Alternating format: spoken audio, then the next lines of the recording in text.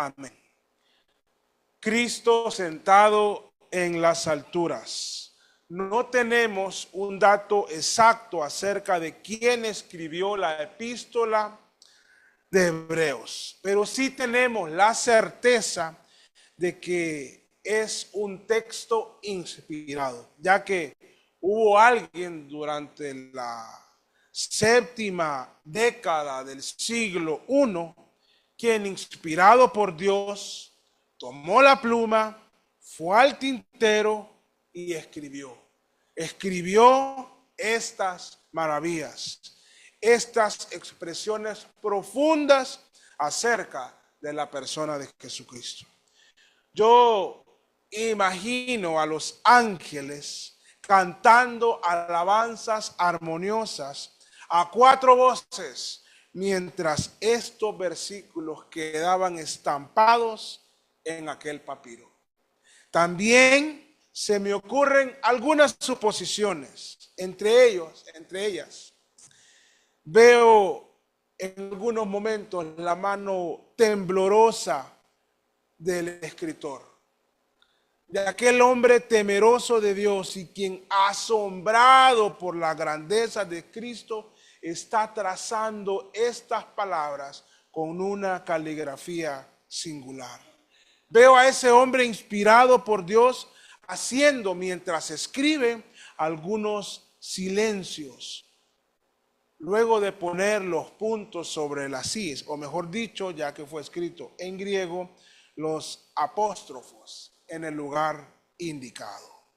Es posible que en algunos momentos, además de esos silencios provocados por lo profundo del contenido de la epístola que estaba escribiendo, es posible que también en algunos de esos silencios hayan sido acompañados con lágrimas que rodaban de forma incontenible en su rostro ante la majestad y la gloria de Jesucristo. Y si así fue, entonces uno de esos momentos o de esos espacios donde el silencio, las lágrimas y la adoración convergieron mientras escribía Hebreo, fue cuando finalizó de escribir el versículo 3 de este primer capítulo, el cual, siendo el resplandor de su gloria y la imagen misma de su sustancia, y quien sustenta todas las cosas con la palabra de su poder, habiendo efectuado la purificación de nuestros pecados por sí mismo, se sentó a la diestra de la majestad en las alturas. Qué hermoso versículo, qué hermosas verdades y qué expresión final más maravillosa.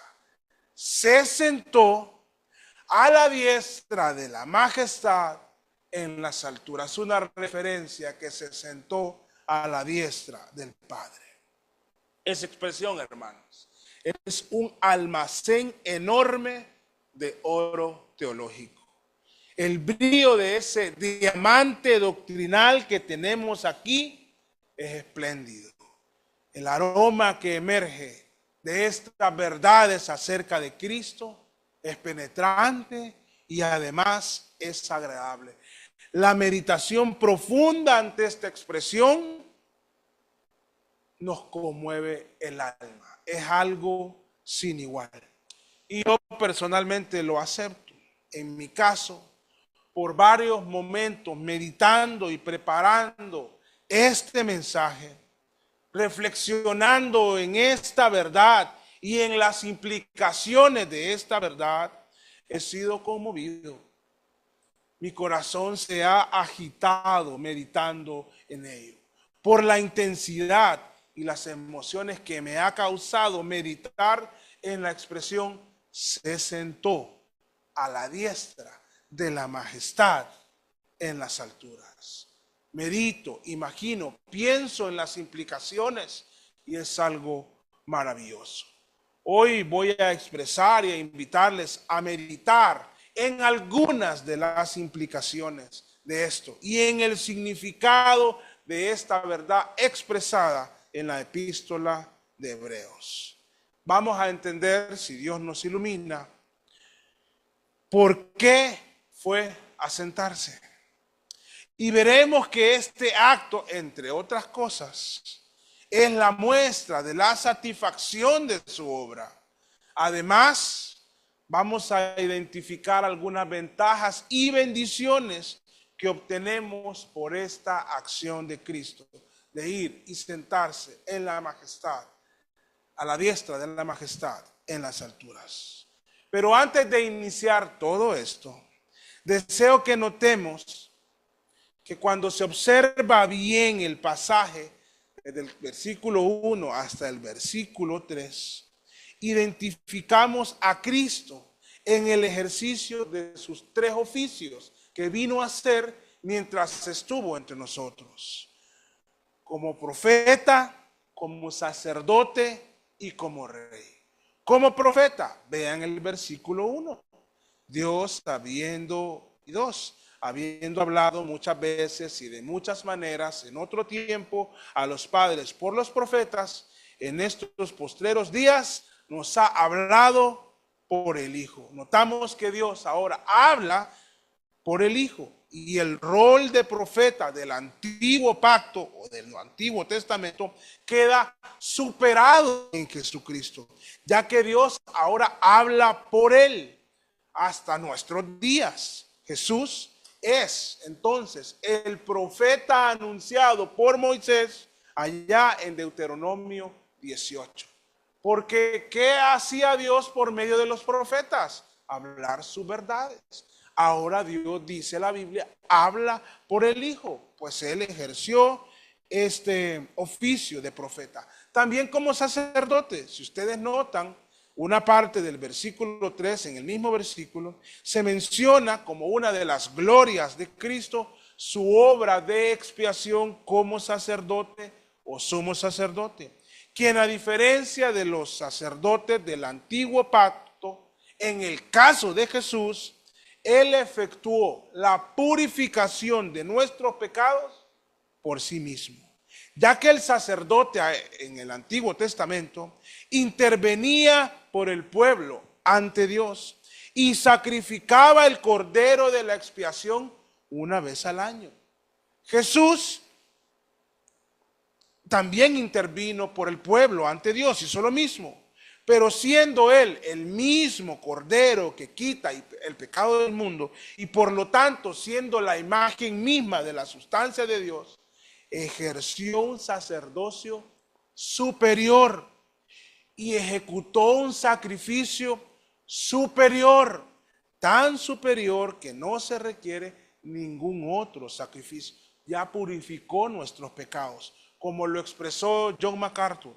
Lo que no se pudo lograr bajo el pacto antiguo, ni siquiera tras siglos de sacrificios, se logró con Jesucristo, con un solo sacrificio, para siempre. De hecho, de este tema se habla bastante en el libro de Hebreos. ¿Quiere entender mejor Hebreos? También vaya a leer Levítico, no estaría mal, y Hebreos. Espero que hayan ya leído al menos el capítulo 1 de Hebreos, amados hermanos. Pero no solo notamos cuando dice que purificó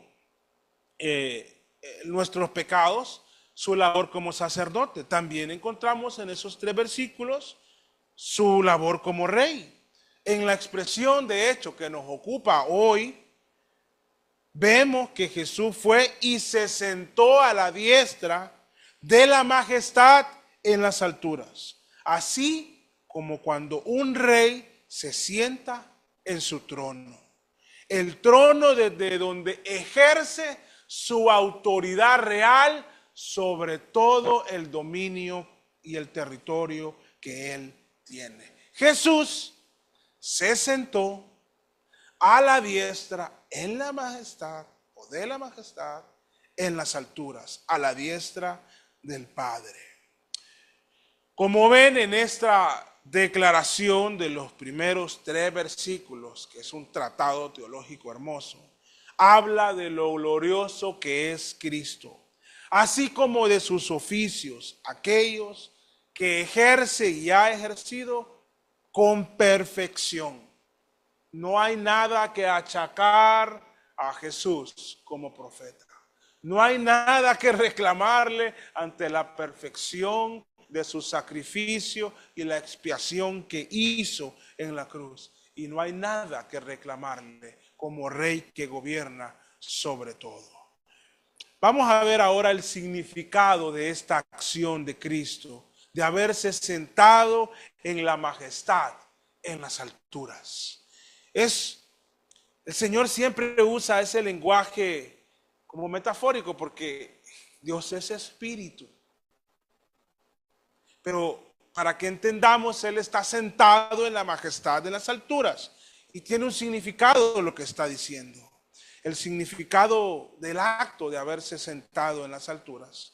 Y como acabo de decirles, aquí entendemos que Jesús es el Rey eterno. El Rey que gobierna sobre todos los reyes, sobre todos y sobre todos los gobernantes. De hecho, Él pone y quita reyes. Es Dios quien lo hace. Notamos que de nuevo, entonces, si se fue a sentar en su trono, se puso de vuelta sus vestidos reales.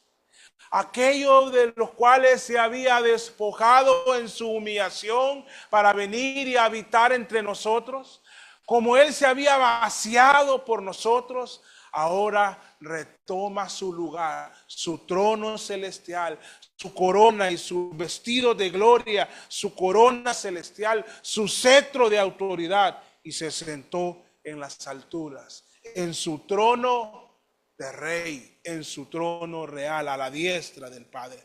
¿Y cómo es ese trono? Según la visión del apóstol Juan, que leímos durante el culto, alrededor de ese trono se ve un arco iris, semejante aspecto a la esmeralda.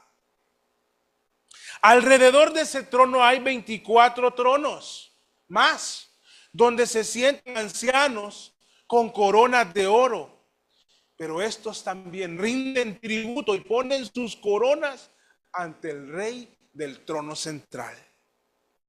De ese trono salen relámpagos y truenos y voces, dice Juan. También en el trono arden 7 lámparas de fuego.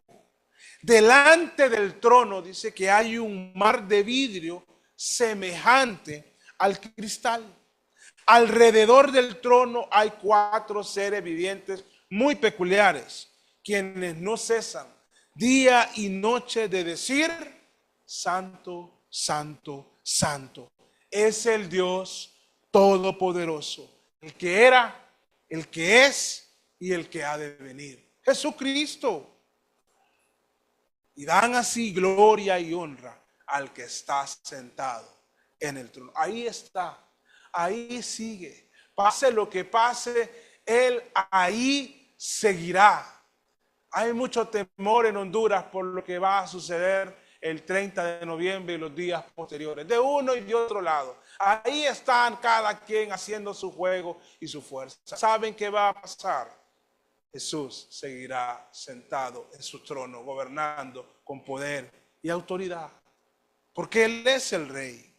Entonces Jesús, al ir y sentarse en este lugar, luego de su muerte, de su sepultura, de su resurrección y de su ascensión, Él vuelve en toda su gloria y se sienta en su trono real como el Rey eterno.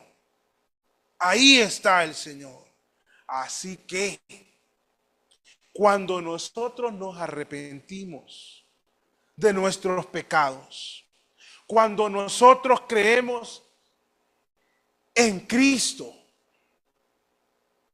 en lo que Él hizo en su cruz, Cuando nosotros tenemos fe en Él, de alguna manera estamos diciendo, tú, Rey eterno y todopoderoso, que estás sentado en tu trono de gloria, aquí en mi corazón hay otro trono, donde también deseo que tú reines. Siéntate aquí. Aquí en mi mente hay otro trono. Por favor, ven y gobiérnalo tú. Ya no quiero gobernarme a mí mismo. Ahora deseo que tú seas mi rey. Lávame con tu sangre y gobierna con tu poder sobre mi vida. Rey del universo, quiero que seas mi rey. En otras palabras, usted dígalo a su manera, pero le estamos diciendo a Él que venga a nuestro corazón. Así que es importante entonces recordar la expresión de Pablo en Efesios 4:10 que dijo: el que descendió es el mismo que también subió por encima de todos los cielos para llenarlo todo. Su gloria llega a los confines del universo, a los lugares más recónditos de la tierra, más asolados. Ahí está su gloria.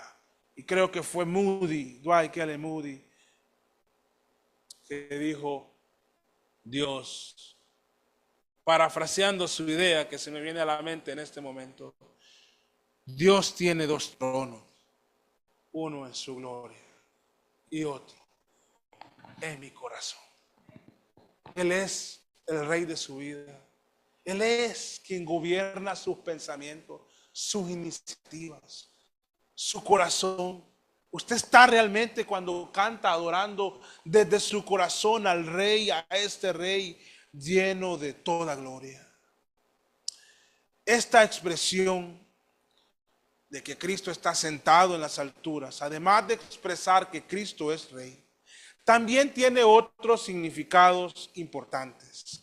Y considero que Dwight Pentecost expresa bien cuando se pronuncia acerca de este acto de que Cristo se sentó en las alturas, y él dice esto: que esta es una entronación solemne. Es tomar un asiento de honor y autoridad, dice él, después del trabajo que vino a hacer, que había finalizado. En Isaías 53:11, la Biblia dice: verá el fruto de la aflicción de su alma y quedará satisfecho. ¿Y cuál fue el fruto de la aflicción de su alma? Sino cuando él estaba agonizante en la cruz, cuando él estaba soportando la ira por nuestros pecados. Y ahí en la cruz Jesús satisfizo todas las demandas de Dios en su santidad cuando vivió. Y además satisfizo todas las demandas en cuanto a su ira santa, de tal manera que esa ira puesta sobre Cristo en la cruz ya no será puesta sobre los suyos por ningún motivo, en ningún momento de la eternidad. Ya Él satisfizo todo lo que Dios tenía que hacer. Y es por eso y por tantas cosas más que Jesús dijo en esa gloriosa cruz: consumado es. He hecho mi trabajo a la perfección. Le dice al Señor: de todos los que me diste, ninguno se ha perdido. Desde los decretos eternos, todo se cumplió en la persona de Jesús. Es por eso que Él, ahora satisfecho de su trabajo, fue y se sentó satisfecho a la diestra de la majestad en las alturas. Y es por eso que nosotros predicamos el mensaje de la cruz, la gloria de la cruz, la maravilla del hombre de la cruz, las bendiciones emanadas para nosotros desde aquella gloriosa cruz. Cuando vemos la magnitud y la grandeza de Dios, de Cristo, y nos vamos a la cruz, debería de conmoverse nuestra alma, porque nuestra salvación, el precio de nuestros pecados, tal vez se empieza a dimensionar de manera adecuada. Todo lo más valioso del universo, sin igual, pagó por nosotros, fue el pago por nuestros pecados. El Rey del universo dio su vida por nosotros. Y hoy, esas bendiciones que emanan de la cruz son para ustedes, para usted que está oyendo y que aún no ha entregado su vida a Cristo. También son para usted. Son para que hoy venga y se arrepienta y venga a la cruz de Cristo y se asome al trono de la gloria y de la gracia de Dios. Acérquese tanto a Cristo, tanto a su trono, tanto que el reflejo de su corona se vea su alma postrada ante la majestad del trono del Rey. Hágalo con confianza. Vengan a Cristo, el Rey de Reyes y Señor de Señores. Pero no solo significa que Dios es Rey. Esto que Él se sentó en la diestra de la majestad en las alturas, no solo significa que Él fue satisfecho por haber hecho su obra. Tiene algunas implicaciones, algunas bendiciones y ventajas que gozamos nosotros por esta acción de Cristo. El mismo libro de Hebreos nos expresa que la obra sacerdotal de Cristo nos concede la bendición de acercarnos confiadamente, dice la Biblia, Hebreos, al trono de la gracia, para alcanzar misericordia y hallar gracia para el oportuno socorro. Lo voy a repetir. Por la obra sacerdotal de Cristo y su sacrificio perfecto, en el desarrollo de su argumento, el escritor de Hebreos en un momento dice: acerquémonos pues, porque tenemos esa bendición, acerquémonos pues confiadamente al trono de la gracia, donde emana la gracia, para alcanzar misericordia y hallar gracia para el oportuno socorro. Y repito una idea que dije hace minutos antes: no importa cuán pecador sea, acérquese. Acérquese al trono, tanto que en la corona se vea el reflejo de un pecador humillando su alma delante de la presencia del Rey de Reyes y Señor de Señores. El hecho de que Jesús está sentado en la majestad, en las alturas, ahí en su trono alto y sublime, nos recuerda que su obra del sacrificio perfecto y haber intercedido como sumo sacerdote y haber expiado nuestros pecados con su sangre, concede a esta raza pecadora que somos nosotros, a esta raza impía, malintencionada y depravada, nos concede poder ir a ese trono y suplicar misericordia con la seguridad de que seremos perdonados. ¡Qué precioso! Y aún más, por su gracia, además de ser perdonados, somos limpiados y vestidos con la justicia de Cristo, adoptados como hijos de este que gobierna sobre el trono, y por lo tanto somos recibidos y agregados a las filas de los hijos de Dios, herederos del heredero. Qué maravilloso es el Señor. Qué implicaciones más bellas es que Él esté sentado ahí. Esa bendición nos la da aquel que se sentó como Rey en su trono en las alturas, Jesucristo.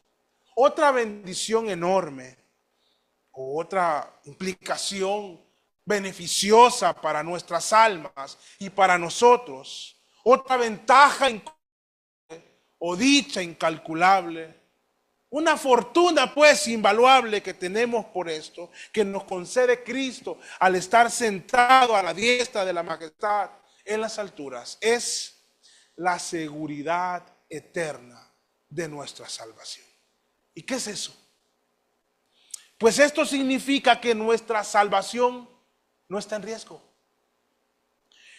Sí, pero para que esta verdad penetre más su corazón y se entrone en su corazón, es adecuado que leamos Romanos 8, del 31 al 39. Y verán por qué la relación entre el que Él está sentado y esa seguridad eterna. En Romanos 8, versículos 31 al 39, quisiera leer más, pero vamos a leer ahí, y hay un espacio que habla del trono del Señor. Dice el 31. ¿Qué pues diremos a esto? Si Dios es por nosotros, ¿quién contra nosotros?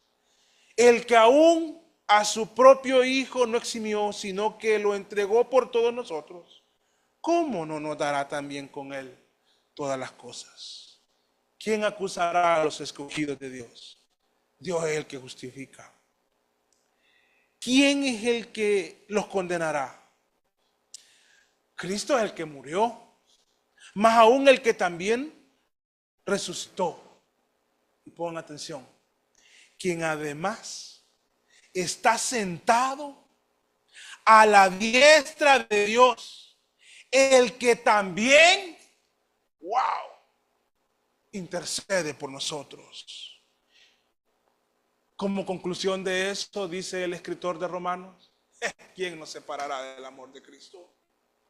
Tribulación o angustia, persecución o hambre o desnudez o peligro o espada. Como está escrito, por causa de ti somos muertos todo el tiempo, somos contados como ovejas de matadero. Antes en todas estas cosas, por esa seguridad eterna, por esa intervención divina del que está sentado a la diestra del Padre, somos más que vencedores por medio de aquel que nos amó. No vamos a fracasar, tenemos segura la victoria. Por lo cual estoy seguro de que ni la muerte, ni la vida, ni ángeles, ni principados, ni potestades, ni lo presente, ni lo porvenir, ni lo alto, ni lo bajo, ni ninguna otra criatura o cosa creada nos podrá apartar o separar del amor de Dios. Es en Cristo Jesús, Señor nuestro, el mismo que está sentado a la diestra, en la majestad, en las alturas, está intercediendo por nosotros. Ya con su sangre intervino y sigue hablando a nuestro favor. Estamos seguros en Cristo, hermanos. Ven que es por su obra y no por la nuestra que somos salvos.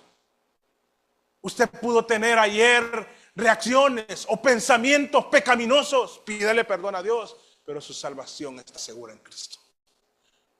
Un beneficio de que Él está sentado y no clavado en la cruz, sino sentado en su trono. Él es que está, pues es que Él está interviniendo por nosotros. Él está tranquilo, satisfecho. Él no se va a reprochar nada a sí mismo. Él no va a decirse en su trono, este sacrificio para nada lo hice. Vean cómo se perdieron los que habíamos escogido desde antes de la fundación del mundo. Aquellos que justifiqué en la cruz terminaron en el infierno. No, hermano, ese no es el Dios que nosotros adoramos. Es un Dios que nos da la victoria segurita. No hay duda. En el cielo no hay consejo nacional electoral. Ya la victoria Cristo la obtuvo en la cruz. Nadie se la quita. Y ese es un beneficio para nosotros. Nos salvó. No por obras de justicia que nosotros hayamos hecho, sino por su misericordia, por el lavamiento de la regeneración, por su gloria eterna. Hagamos un esfuerzo más en el versículo 34 de lo que acabamos de leer. Dice, ¿quién es el que condenará? Cristo es el que murió, más aún el que también resucitó, quien además, vean qué hermoso, está a la diestra de Dios. El que también intercede por nosotros. Qué beneficio, qué gloria, qué honor tan grande tenemos al Dios Todopoderoso en Jesucristo hablando a nuestro favor, interviniendo por nosotros. Él, Jesucristo, el profeta esperado, el sumo sacerdote insustituible, el Cordero de Dios que quita el pecado del mundo, el Rey eterno, el que está sentado en su trono de gloria, allí sentado en la majestad de su trono, en la grandeza de su trono, en las alturas, intercede por nosotros, pecadores. Qué beneficio más grande. Ahora, desde donde Él está sentado, también Jesucristo ejecutará o ejercerá como juez eterno. Está como Rey eterno, pero ejecutará como juez eterno. De hecho, en Hebreos 29-27 dice, porque bueno que sepamos ante quién será este juicio. Y Hebreos 9:27 dice, así como está establecido para los hombres que mueran una sola vez y después de esto el juicio, y lo hará desde su trono. Ese juicio va a ser ante aquel que está sentado en su trono real, en su trono de juicio, en su trono de gloria, en su trono en las alturas. Y van a llegar ahí los suyos y aquellos que no son suyos, que se negaron a Cristo, y van a ser echados en el infierno. Deseo concluir citando las palabras y las referencias de F. Bruce, cuando dice que la verdad y dice el cito, Jesús está entronizado a la diestra de Dios. Esta verdad de que Jesús está entronizado a la diestra de Dios, dice que es una de las afirmaciones más primitivas de la fe cristiana. Era una verdad que se olía entre los creyentes. Y Bruce nos recuerda dos pasajes. Uno del Antiguo Testamento en Salmo 110:1, que dice, Jehová dijo a mi Señor, siéntate a mi diestra hasta que ponga a tus enemigos por estrado de tus pies. Y ahí está Él ahora, sentado a la diestra del Padre. Y del Nuevo Testamento, en un momento luego de que Jesús había sido azotado y frente a los ancianos del pueblo que buscaban su muerte, previo a ir a la cruz, Jesús dijo, desde ahora, el Hijo del Hombre se sentará a la diestra del poder de Dios. Y iba camino a la cruz, pero Él sabía a dónde iba a terminar todo eso.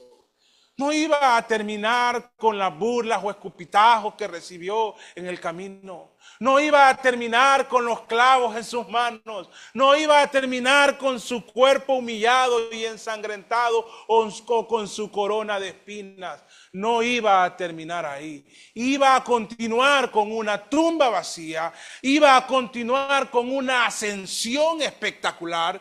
Y iba a concluir con Cristo sentado a la diestra de la majestad en las alturas, vestido con toda su gloria y coronado con su corona celestial, intercediendo por nosotros, satisfecho por su obra. Ante esto, ante este Jesús, es que debemos de rendirnos. Doblegue su voluntad ante el Rey del Universo, porque Él la sostiene con su orgullo.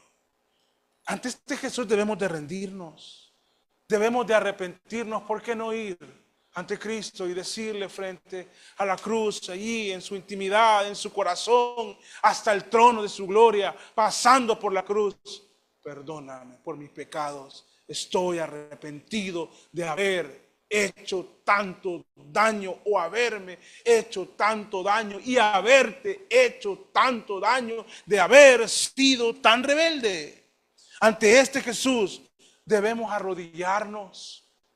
No debe de ser costoso luego de conocer las maravillas de Cristo, doblar nuestras rodillas y clamar misericordia y llegar día a día en devoción y en adoración, poniendo nuestra vida ante Él. Ante este Jesús debemos adorar. Cantemos con júbilo cuando cantemos. Cantemos con alegría cuando alabamos al Rey. Cantemos con gozo, contemplemos su gloria y cantemos al Rey. Ante este Jesús debemos ponernos a sus órdenes. Aquí estamos. ¿Qué quiere, Señor, que yo haga? Pero no se lo pregunte para luego darle la espalda y desobedecer. Pregúnteselo para decirle, sí, Señor, y obedecer los dictados del Dios Todopoderoso.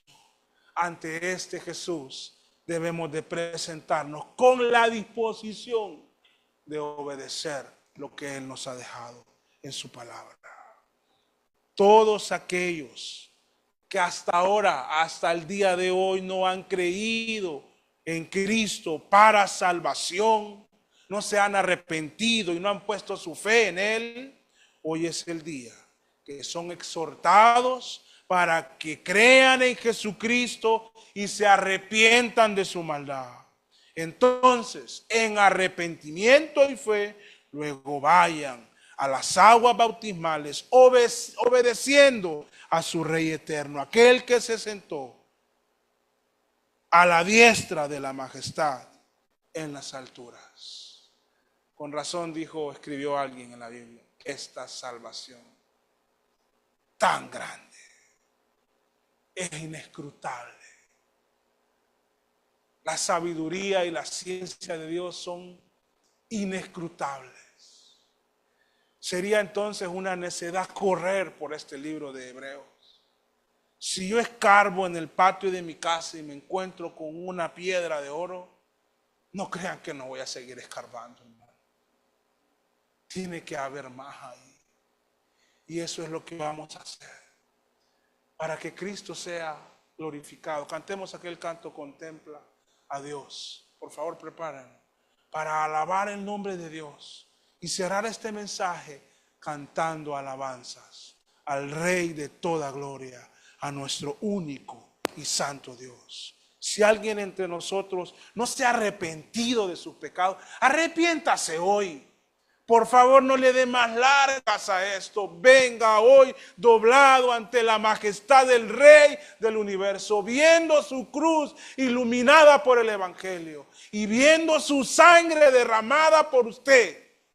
Arrepiéntase de corazón y venga a Cristo. Y vamos pronto, porque pronto habrán bautismos a las aguas bautismales para hacer público que usted le pertenece ahora al Rey de Gloria, que usted ahora tiene a alguien que intercede por usted sentado en su trono de gloria.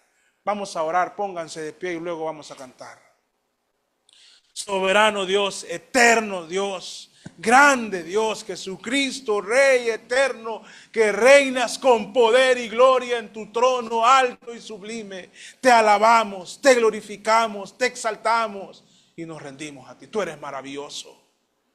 Qué salvación tan grande, qué precio tan grande por nuestra alma impía. No lo entiendo, Señor, pero tú lo hiciste así para tu gloria. No hay manera de agradecerte que hayas dejado tu gloria y hayas venido a la cruz por mí. Así que te canto alabanzas, te sirvo, me rindo a ti, Padre Santo. Y deseo guiar a esta humilde congregación a hacer lo mismo cada día. Y deseo que tú uses tu palabra para que los que oyen vengan en arrepentimiento y fe a ti, Señor. Que en este lugar tu nombre sea exaltado siempre. Que en esta casa de adoración Cristo sea el Rey siempre. Te ruego que en este púlpito Cristo emerja siempre de tu palabra, Señor. Y que haya un corazón dócil de los que oyen para obedecer y adorarte. Te